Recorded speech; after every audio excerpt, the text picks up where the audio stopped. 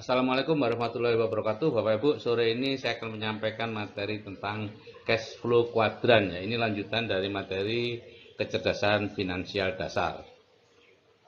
Ini saya ambilkan dari buku The Cash Flow Quadrant karya Robert T. Kiyosaki. Disclaimer, ini milik saya pribadi, Bapak Ibu, hanya untuk grup debaca ya.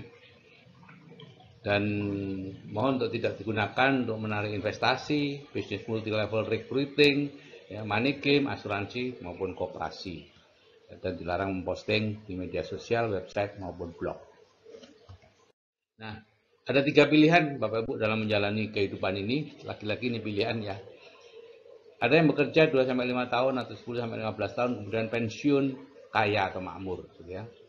Pilihan yang kedua adalah bekerja mencari nafkah 30-40 tahun kemudian pensiun tanda tanya. Biasanya lebih kecil dari pada waktu bekerja aktif. Dan yang ketiga adalah bekerja mencari nafkah sampai akhir hayat. Bisa di satu macam pekerjaan seperti saya dulu, atau di berbagai macam pekerjaan, misalnya karyawan, kemudian wira swasta, kemudian jadi petani, dan seterusnya. Nah, sekarang pilihannya adalah mana yang paling enak. Tentunya terserah ya, karena ini semua pilihan, tidak ada yang benar, tidak ada yang salah. Dan mana yang paling enak, monggo saja. Yang jelas saya baru tahu yang ada pilihan yang pertama itu ketika umur saya sudah 49 tahun dan saya segera mengambil pilihan itu. Sebelumnya saya tidak tahu, gitu ya. Setelah saya belajar, ternyata yang paling tidak enak sebenarnya yang nomor 3, nggak pernah bisa pensiun, gitu ya. Tapi bagi orang yang di nomor 2, itu nomor 3 itu enak, gitu ya. Karena mereka takut pensiun sehingga enak kalau bekerja bisa bekerja terus sampai akhir hayat. Ya. Jadi sekali lagi ini pilihan, tidak ada yang benar, tidak ada yang salah, semua tergantung kita sendiri. Nah, cara mendapat penghasilan ada 4 cara, Bapak Ibu, ya seperti yang kemarin sudah saya sampaikan. Yang pertama adalah sebagai employee, ya. Ini biasanya kerjanya keras, tidak ada keamanan dalam pekerjaan dan tidak ada waktu. Yang kedua adalah self employed, itu profesional dan pengusaha mandiri, ya. Itu utangnya biasanya banyak, Bapak Ibu, dan tidak punya uang. Dan 95% orang ada di kuadran ini yang disebut kuadran kiri, kuadran active income. Hanya 5% kekayaan dunia yang di sini ya, sehingga yang di sini makin lama makin berat dan umumnya stres ya. Nah, yang sebelah kanan adalah business owner, pemilik bisnis. Itu ada 3 konglomerasi waralaba dan network marketing ya. Biasanya kerjanya mudah, stabil, dan punya banyak waktu ya, kalau sudah berhasil tentunya ya. Kalau sedang merintis ya jauh lebih keras daripada yang kiri ya. Yang ketiga adalah, yang terakhir adalah investor ya. Ini tidak punya uang ya, tidak punya hutang dan berkelimpahan umumnya ya.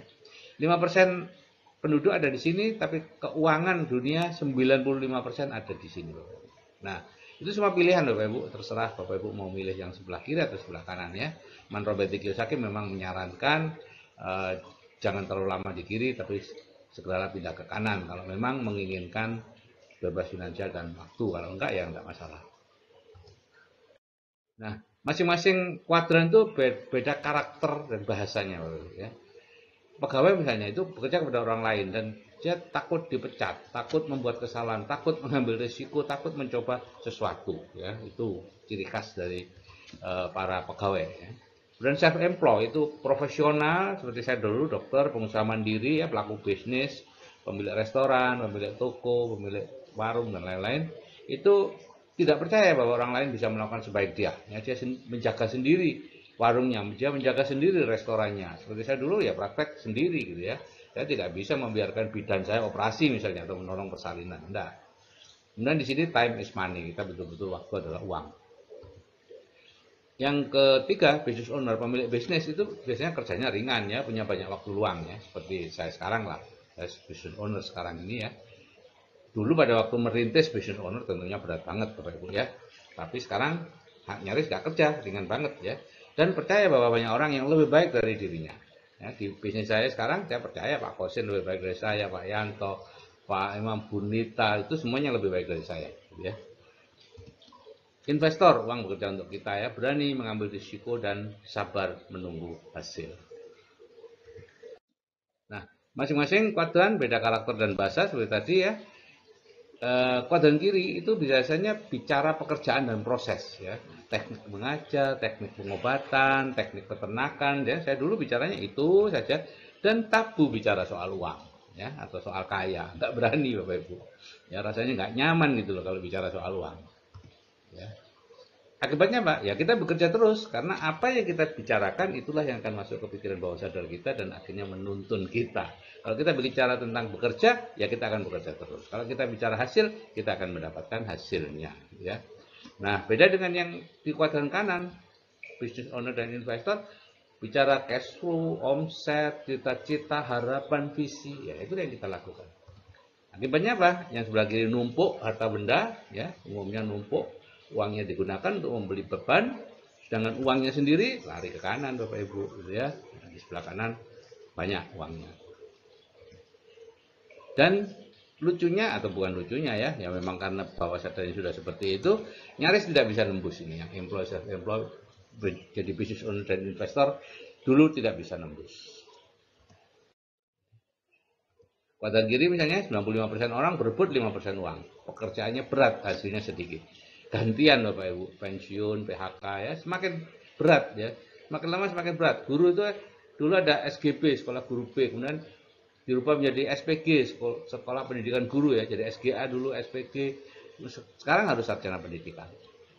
Dokter juga begitu. Dulu dokter umum sudah top markotop. Sekarang enggak konsultan, bidan juga sama. Makin lama makin persyaratannya makin berat. Tapi saya lagi itu pilihan, ya. Kalau di kuadran kanan itu 5% orang berbagi kuadran 95% uang, pekerjaan ringan, hasilnya besar, penghasilannya bisa diwariskan. Dulu eksklusif keluarga kaya yang bisa menurunkan itu, tapi sekarang ada train entrepreneur, jadi sudah bisa dari kuadran kiri bisa ke kuadran kanan. Ya.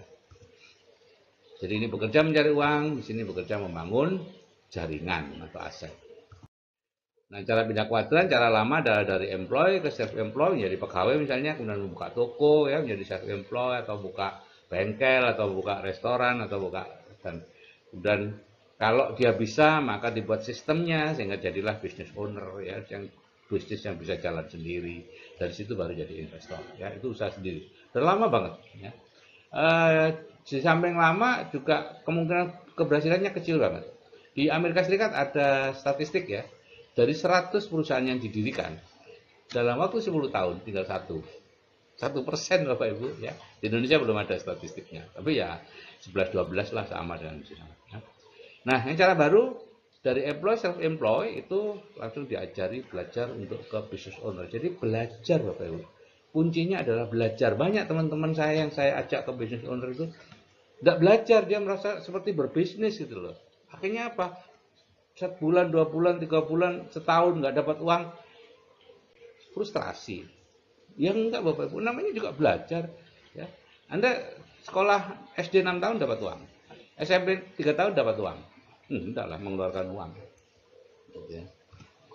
Nah, barulah setelah di business owner bisa berhasil memperoleh penghasilan yang besar, seperti Pak Kosin dan lain-lain, Pak Yanto, Pak Romi, banyaklah, Pak Anton itu sekarang sudah menjadi investor, ya sudah mulai beli-beli tanah. Pak Romi kemarin meng-hire konsultan untuk bagaimana investasi. Jadi seperti itu, employee, self-employed, ke business owner, ke investor. Nah, cara pindah kuadran itu sebetulnya adalah memasukkan pola pikir orang kuadran kanan ke dalam pikiran bawah sadar kita. Ya. Kalau dulu dengan merantau dan ketemu mentor, kalau sekarang dengan audio terapi bawah sadar itu, kemudian materi, dan materi harus Anda terus ya, baca terus, jangan baca hanya satu kalimat dan sudah merasa sudah mengerti keseluruhannya, enggak. Itu tujuannya untuk mengencerkan Bapak Ibu kegagalan Anda di situ biasanya tidak mau membaca sampai tuntas, tidak mau mengulangi lagi ya. Harusnya seperti itu ya. Toh selama ini Anda seumur hidup ya diulangi terus kan omongan orang-orang di sekitar Anda itu ya. Ikut seminar dan lain-lain. Jadi baca semuanya. Semua yang diberikan mentor baca. Seperti tidak berguna, baca. Anda merasa enggan, tetap baca. Kenapa? Enggan itu perasaan Anda atau bawah sadar Anda tidak mau diganti. Sehingga dia menyabotase Anda. Anda harus secara sadar berusaha menumpahkan, menuangkan itu tadi cairan ke dalam otak Anda. Ya, pengenceran Bapak Ibu. Jadi setelah memahami tentang kecerdasan finansial, semakin tahu bahwa untuk bisa memiliki keamanan keuangan dalam hidup ini kita perlu ke kuadran kanan. Tapi lagi-lagi itu pilihan ya. Ada quote dari Robert Kiyosaki, di kuadran kiri kita bekerja mencari uang dan tidak mungkin bisa kaya, hanya hidup mewah saja. Di kuadran kanan kita membangun jaringan yang akan membuat kita kaya. Jadi untuk selanjutnya video yang berikutnya adalah bagaimana mengenal bisnis-bisnis berjaringan. Gitu ya. Oke Bapak Ibu, kalau saya yang berumur aja sudah bisa berubah dari kuadran kiri ke kuadran kanan, Anda juga pasti bisa lah ya. Saya baru berubah umur 50-an Bapak Ibu ya. Dan sekarang sudah menikmati ya. Oke, sekali lagi mohon tidak memposting materi ini di media sosial, website maupun blog Bapak Ibu. Terima kasih. Wassalamualaikum warahmatullahi wabarakatuh. Salam sukses dari saya, Sigit Setiawadi.